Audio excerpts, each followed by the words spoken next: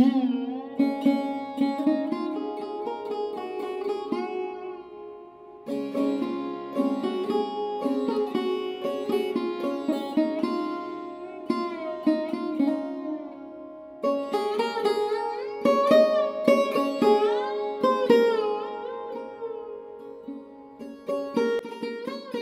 সকালে ভোর 6টায় উঠে আমি সংসারের কাজ যেভাবে টাইম টু টাইম ম্যানেজ করে থাকি, একা হাতে যেভাবে সংসারটাকে আমি সামলাই। রাধে রাধে বন্ধুরা, তোমরা সবাই কেমন আছো? আশা করি তোমরা সবাই খুব ভালো আছো, আর আমরা বাড়িতে সবাই ভীষণই ভালো আছি। সকাল সকাল দেখো ছাদ থেকে তোমাদের সাথে ব্লগটা স্টার্ট করছি। ছাদে তো একটা টাইম কল আছে, মানে একটা ট্যাপ আছে। তো আজকে না প্রচুর কাজ আছে, মানে কাচাকুচি প্রচুর আছে। একটু ঘরটাকে পরিষ্কারও করব, মানে ঘরটাকে একটু ক্লিন করব। তার সাথে তো সব কিছু আছে, বাচ্চার দেখাশোনা, আমার মেয়ে আছে, মেয়ের দেখাশোনা আছে, রান্না আছে, ঘরের সব কাজ এভরিথিং আমি একা হাতে যেভাবে সামলাই।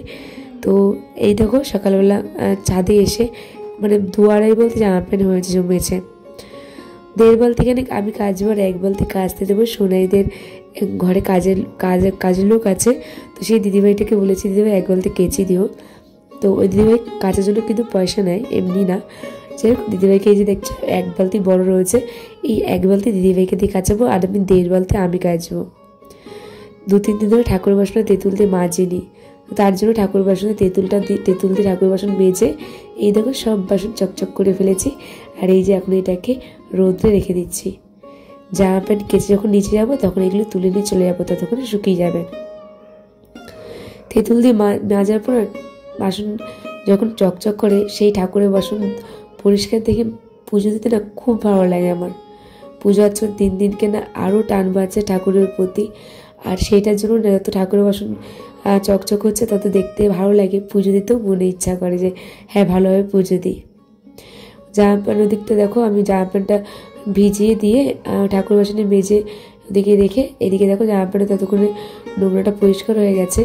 আর তেঁতুল দিয়ে বাসন মাজতে মিনিমাম 15 থেকে 20 মিনিট লাগছে, তো ততক্ষণে জামা প্যান্টগুলি ভিজে গেছে। এইখানে যেগুলি একটু তোলা জামা প্যান্ট যেগুলি, সেইগুলি আমি ধুচ্ছি, কেননা হচ্ছে এগুলোতে কালার যদি লেগে যায় তাহলে ভীষণই প্রবলেম হয়। ওই জন্য ওগুলো আমি কাচি, যেগুলি কালার লাগার ভয় নেই সেইগুলো দিদিভাইকে কাচতে দিয়েছি। ব্ল্যাঙ্কেট কাঁথা, পাতলা একটা ব্ল্যাঙ্কেট কাঁথা দুটোই কেচে দিয়েছি, কেননা চারপাশ এটা শীতের দিনে না একটু কাঁথা কম্বল একটু বেশি গন্ধ হয় দেখবে, বিশেষ করে হচ্ছে কম্বলগুলি। তো পাতলা একটা কম্বল আর কাঁথা কেচে দিয়েছি। আর যত বালিশ ব্ল্যাঙ্কেট ছিল আমার ঘরে, 2টো ব্ল্যাঙ্কেট পাড়া হয়েছে বাংকার থেকে, আর বালিশগুলো সব নিয়ে এসে রোদ্রে দিয়েছি। তোষকটা না দিইনি, এই আগের বছর লাস্ট তোষকটা রোদ্রে দিয়েছি, আর দেওয়া হয়নি জানো তো। দেখি হাজব্যান্ডের যেদিন ছুটি থাকবে হাজব্যান্ডকে বলবো এই তোষকটা একটু রোদ্রে দিতে ছাদে। তো আমার দ্বারা আজকে আর হবে না, এত কাজ রয়েছে। তো একটা ভিডিও তো মোটামুটি 15 খুব জোর হলো 20 মিনিট, কিন্তু সারাটা দিন আমার আজকে সকাল 6টা থেকে দুপুর 3টে পর্যন্ত আমি সংসারে কেটেছি, ঘরদোর পুরো পরিষ্কার করেছি। তো এই যে পাখাটা দেখলাম নোংরা হয়েছে, তো একটু পাখা চলে এখন আমার ঘরে, সেরকমভাবে আমাদের কলকাতার দিকটা ঠান্ডা পড়েনি, তো সেই ক্ষেত্রে পাখাটা হালকা 2-1 দিন চলে। তো তাছাড়াও প্রায় 1 মাস খানিক হয়ে গেছে পাখা পরিষ্কার করি না। তো তোমরা হয়তো বুঝতে পারছো পাখাটা কতটা নোংরা হয়েছে। তো মানে যতটা ক্যামেরায় লাগছে তার থেকে কিন্তু অনেকটা নোংরা হয়েছে। তো ওই জন্য পাখাটা একটু ভেজা কাপড় দিয়ে, তো কাপড়টাকে ভিজিয়ে নিয়েছি। তো এটা দিয়ে কাপড় মানে সে পাখাটা পরিষ্কার করে নিচ্ছি। আর ভিজিয়ে নিয়েছি কেন বলো তো, ধুলো মানে পাখার উপরে যে ধুলোগুলি পড়েছে ওগুলি সারা ঘরে না ছড়া, তার জন্য। দেখো প্রচুর কেচেছি, কিন্তু তোমাদেরকে তো অল্প একটু দেখালাম মেলেছি, কিন্তু আমাদের নিচের ছাদটা তো ভরে কেচেছি, মানে মেরেছি। নিচে আসার পর দেখো মেয়ে তো ঘুমোচ্ছিল, বাসি ঘরটা রাত দিয়ে নাইটিটা তো চেঞ্জ করে নিয়েছি, মানে কেচে নিচে এসে নাইটি চেঞ্জ করে নিয়েছি, আর ঘরটা রাত দিয়ে নিয়েছি। নেওয়ার পর এই যে একটু কফি খেয়ে নিলাম, আর বিছনা চাদরটা তুলে ফেলেছি তো চাদরটা একেবারে একটু পরে পাতবো, স্নান টান সেরে নিই, তারপর চাদরটা পাতবো। তো ওইদিকে নাইটটা চেঞ্জ করে নিই, যে আমি তো এমনি সময় মানে রেগুলার আমার কাজ হচ্ছে সকালবেলা ঘুম থেকে উঠে বাসি নাইটি পরে বাসি কাজ সেরে নিই, তারপরে হচ্ছে স্নান টান সেরে নিই। তো আজকে আর মানে দেরি হয়ে যাবে, পুজোটা দিলে প্রবলেম হবে, তো কাজ রয়েছে, ওই জন্য নাইটিটা চেঞ্জ করে রান্না করতে বসে পড়েছি। তো আজকে কিচ্ছুই রান্না করবো না, জাস্ট শুধু মাছের ঝোল আর ভাত করবো, আর কিচ্ছু করবো না। ভাতটা হয়ে গেছে, এদিকে মাছের ঝোলটা আমার হয়ে গেছে, শুধু আলু দিয়ে মাছের ঝোল করেছি।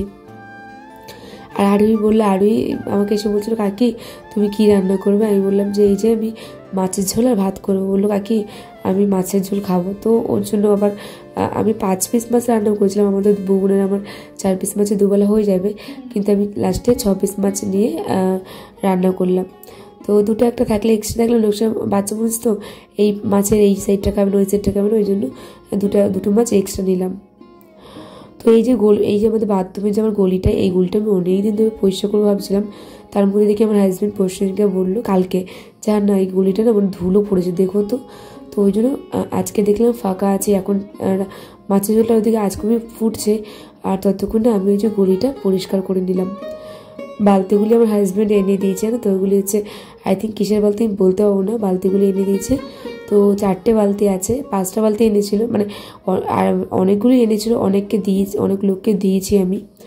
তো ওইদিকে দেখো ওই জায়গা বাথরুমের গলিটা পরিষ্কার করে এখন বাজে ওই 3টে প্রায়। তো একেবারে স্নান টান সেরে আমি হচ্ছে ঠাকুরটা দিয়ে নিলাম, একটু কর্পূর দেখে ঠাকুরকে দেখিয়ে নিলাম। এখন বেজে গেছে 3টে, জানো তো অনেকটা বেলা হয়ে গেছে। সকালবেলা মেয়ে হচ্ছে সেরকম কিছুই খায়নি, তো অল্প হালকা করে একটু ভাত ফ্রাই করে দিয়েছিলাম, সে অল্প ভাত ফ্রাইটা খেয়েছিল। আর এই যে আমি আর এই বুবুর খাওয়া দাওয়ার সাথে বসে পড়েছি। চলো খাওয়া দাওয়াটা সেরে নিই, তারপরে তোমাদের সাথে কথা বলবো। আর একটা কথা কি বলতো, তো ঘর দুয়ার পরিষ্কার থাকলে না মনটাও ফ্রেশ লাগে, আর যে কোনো কাজ করতে ইমেজ লাগে। জায়গার জিনিস জায়গায় পেলে না ভালো লাগে, আর জায়গার জিনিস যদি জায়গায় না পাই না তখন না মেজাজটা খারাপ হয়ে যায়, আমারই খারাপ হয়ে যায়। তার মধ্যে আমার হাজব্যান্ড আর আমার মেয়ে তো একটা এমন জায়গায় জিনিস জায়গায় রাখে না, এইটার জায়গায় ওটা, সেটা ওটার জায়গায় সেটা, এরকম করে রাখে জিনিসপত্র তো। তো এটা তো সব ঘরে, আমার একার ঘরে না। যাই হোক এখন দেখো চলে এসেছি ছাদে, এখন বাজে প্রায় 5টা। তো সবাইকে জানি গুড ইভিনিং। তো এই যে বললাম সোনাইদের কাজের বউটাকে দেখ বলতে কাচিয়েছি, তো আমাদের ছাদ তো পুরো ভরে গেছিলো। তো আমি দিদিটাকে বলে গেছিলাম দিদি তুমি সোনাইদের ছাদে মিলে রাখো, আমি বিকালবেলা এসে নিয়ে যাব। কিন্তু কি বলতো আমি এসে দেখছি কি আমার যে সাদা স্টোল কিছু জামা প্যান্ট ভালো পরিষ্কার হয়নি, আমার মনে হয় টাকাটা ওয়েস্ট হলো আর সার্ফটাও নষ্ট হলো, জানো তো। তো সেরকম মানে কয়েকটা জামা প্যান্ট দেখলাম অতিরিক্ত নোংরা, মানে উনি ধুপে মনে হয় রেখে দিয়েছে, ধুপেই মনে জল ধোয়া করে দিয়ে দিয়েছে, উনি হয়তো ব্রাশ ট্রাশ দেয়নি। তো সাদা একটা যে আমি একটা হালকা জ্যাকেটের মতো পরি একদম, সেইটা দেখছি একদম নোংরা, একটু মানে পরিষ্কার হয়নি। তো মানে এরকম পরিস্থিতি, টাকাটাও গেল আর যাই হোক। এদিকে দেখো কি বলবো, এগুলো এখন আমি কী করবো বলো তো, একেবারে বিকালবেলা যখন মনেকে সন্ধ্যাবেলা পরি টরি নেওয়ার পর ওইগুলো ভিজিয়ে রাখবো এখন নিচে গিয়ে, তখন কেচে দেবো, কালকের জন্য রাখবো না। হাজব্যান্ড কালকে বাড়িতে আসবে, তো ও আসার দিনকে আমি বেশি একটা ভারী কাজ রাখি না, কারণ ওর একটু মোটামুটি 11টা সাড়ে 11টার মধ্যে রান্না করে দিতে হয়, তো ওই জন্য হচ্ছে কোনো ভারী কাজ রাখি না। ছাদে বসে জামা প্যান্টগুলো একদম পার্ট বাই পার্ট গুছিয়ে নিয়ে এসে নিচে এসে আর খাটে রেখে দিয়েছিলাম। তার মধ্যে দেখো আমি একটু রেডি হয়ে একটু বেরিয়েছিলাম। শাশুড়ি মা হচ্ছে তো সেরকম সব সেদ্ধ খায়, তো উনি অনেক কড়া ওষুধ খায়, তার জন্য ভাবলাম যে ওনার মাথাটা ঘুরে 2 দিন ধরে বলছিল, তো ওই জন্য ভাবলাম যে একটু খাসির পা এনে মানে লেগের দিকটা এনে একটু স্যুপ করে দেবো, তাহলে যেন একটু প্রোটিনটা পায়, তাই। তো ওই জন্য ওইটা আনলাম। আর রেশন দোকান তো মাই ইউজ করে, মানে মাই যায়, মাই রেশন তোলে, কিন্তু মা যেহেতু শরীরটা ভালো না, ওই জন্য আমার বোনের তো রেশন কার্ড হয়ে গেছে, তো ওর ফিঙ্গারপ্রিন্টস দিয়ে রেশন কার্ডটা এন্ট্রি করে টাকা যদি দেয় নিয়ে চলে আসবো, না বাড়ি চলে আসবো। তার জন্য একটু ভাবলাম গিয়েছিলাম, তো দেখলাম বোনের আঙুল ছোট, তো ওর জন্য ওর ফিঙ্গারপ্রিন্টস দেওয়ার কাজ হলো না। বাড়ি আসার সময় মার ওই মাটনের যে লেগটা ওটা নিয়ে বাড়ি চলে আসলাম। আর এই যে আসার পর সন্ধ্যে দেখিয়ে জামা প্যান্ট তো ভাঁজ করে নিয়েছিলাম ছাদ থেকে, সেগুলো জায়গায় জিনিস জায়গায় রেখে দিচ্ছি।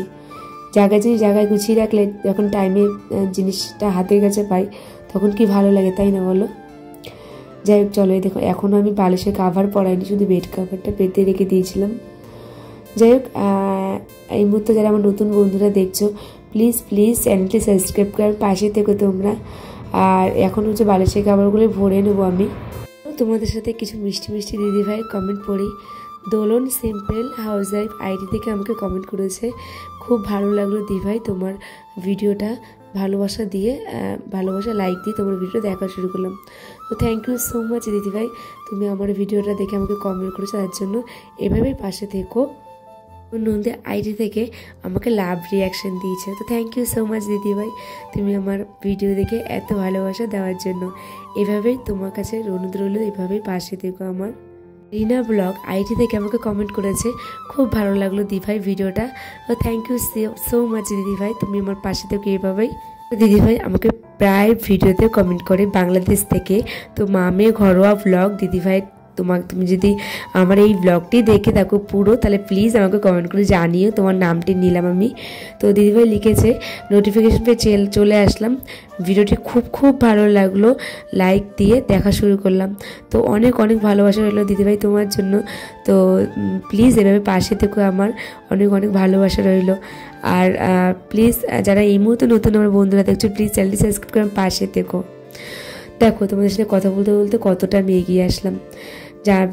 জায়গায় গুছিয়ে রেখে দুটো পর্দা কিনেছিলাম ফ্রিজের, আর হচ্ছে আমার যে ড্রয়ারটা 6 থাকে ড্রয়ারটা, ওটার, তো ওইগুলি পেতে গুছিয়ে রেখে আসলাম। আর এদিকে চলে আসলাম রান্নাঘরে মা রাত্রের ডিনারে খাবারটা বানাতে। তো এই যে প্রেশারে একটু জাস্ট অলিভ অয়েল দিলাম, কেননা স্যুপে হয়তো তোমরা ভাববে যে অলিভ মানে তেল কে দেয়, বাটার দিয়ে তো করে। তো আমার মানে শাশুড়ি মার বাটার দুধ মানে বাটার এইসব খাওয়া বারণ আছে, তার জন্য। তো মাকে ওই যে বিনস গাজর আলু দিয়ে স্যুপ করে দিচ্ছে মাটনের পা দিয়ে, আর হচ্ছে রুটি করে দেবো বললাম, তো বললো রুটি খাবো না, তো 2 বাটি রাত্রিবেলা স্যুপই খেয়ে নিল। যাই হোক চলো, আর ভিডিওটা আমি বেশি বাড়াবো না। ভিডিওটা কেমন লাগলো প্লিজ তোমরা কমেন্ট করে জানিও। আশা করি তোমাদের খুব ভালো লেগেছে ভিডিওটি। তো ভিডিওটি দেখা মাত্র প্লিজ লাইক কমেন্ট শেয়ার করে চ্যানেলটি সাবস্ক্রাইব করে পাশে থেকো। চলো টাটা, সবাই ভালো থেকো, সুস্থ থেকো। নেক্সট ব্লগে তোমাদের সাথে দেখা হবে, কথাও হবে।